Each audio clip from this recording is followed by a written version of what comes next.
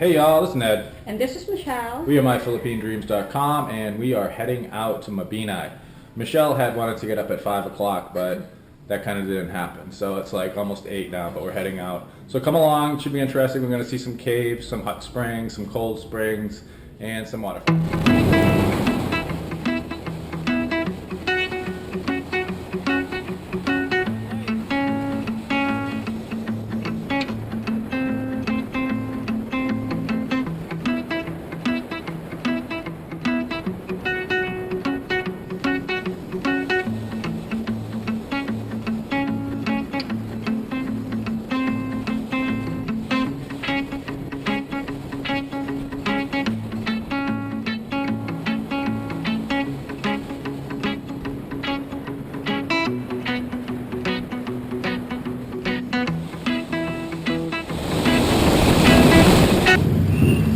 Okay, so we have successfully arrived in Bais. We didn't take a whole lot of footage coming up. If you want to see footage of the ride from Dumaguete to Bais, you can actually look at the dolphin watching video that we did. And we're at Mr. Donut now, carving up with coffee and donuts. And for some reason there's a bunch of bicycles in here. I don't know why. And we're going to be heading further up the road and then cutting west over to Mabinay. And hopefully everything will end well.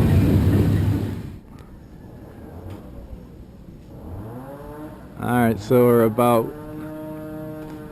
4 kilometers from the highway, heading west up towards Mabinay. It's a little overcast today, but... And actually, that's where we went dolphin watching, out in that bay, right? Yes. Okay. And you can see there's a bunch of fish farms down there. Michelle, we were driving up and Michelle says, "Oh, I miss home. That used to be my backyard." The big fish farms. So there's a lot of agriculture and I guess aquaculture going on here. Pretty nice. We're just on the road right here. Big truck coming, yeah. So we're going to get out of the truck's way. Okay, we're going further up the road to Mabinay. See that? Here comes J-Bar Liner.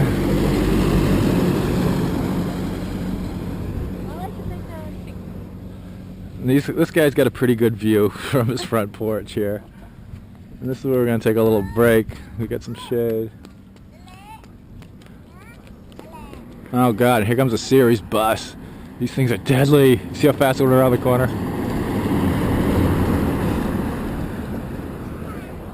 Oh, yeah. So yeah, this ain't a bad view at all. Got another jeepney coming up.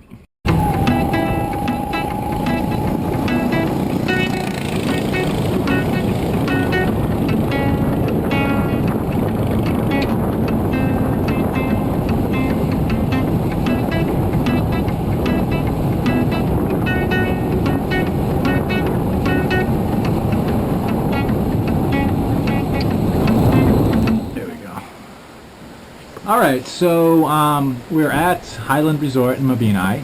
It was about an 80-kilometer ride. It wasn't a bad ride, was it? No. Yeah, it's alright. Parts of it were kind of rough, but we almost got hit by a series bus. Yeah, that was kind of scary, but we survived. The place is past its prime, Highland Resort. It's a little rough around the edges.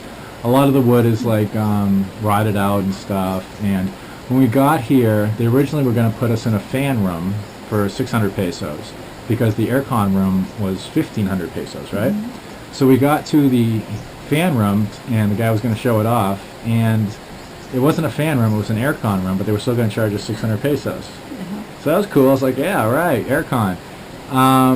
But that they found out later that room was already booked. So they said, well, you got to take the aircon room for 1,500 pesos because that's the only one that's available.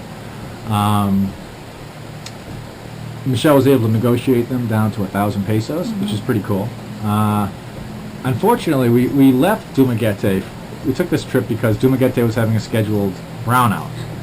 And 80 kilometers away, they're having a brownout. So there's no power here. There's no power, there's no water. They're going to turn on the generators, I guess, in about 45 minutes. so we could take a shower because, get some road dust. But it was really cool. The ride up here is gorgeous. It's beautiful. That alone is worth the trip. And there's one part where we went through, it was actually like temperate forest. It was deciduous trees. It wasn't the usual tropical trees. It's cooler up here than it is in the city. The downside is it's pretty humid. But again, we're surrounded by water here at Highland Resort. We're going to do some video of it, all the places around here and stuff. So it's been pretty much a misadventure so far, but that's part of living here. Things don't go according to plan a lot of times, so you just got to fly by the seat of your pants and just take it as it comes. We still got a good deal, I think, for 1,000 pesos. We'll do a little video of the room once the power goes on. We can have some light in there. And later on, we're going to go check out some cold springs.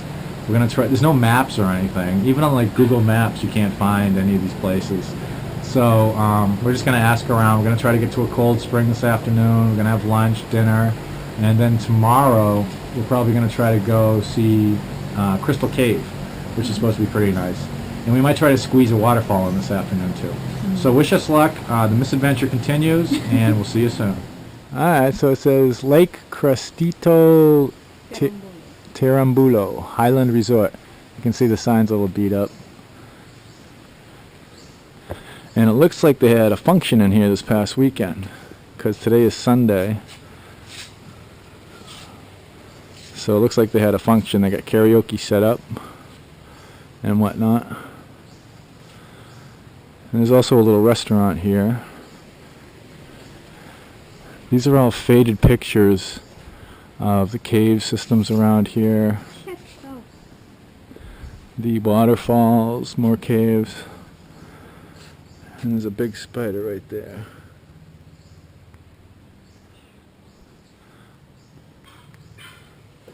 Okay, so this is the little thing in front. This is like the little pool in front of our cottage. Our cottage is back there. And it's like a little lake. It's got some kayaks. And as you can see, the platform where the kayaks are is a little rotted out. I don't know if I'm going to trust my weight on that. And somebody left their bag there? I think so. Okay, that's kind of weird.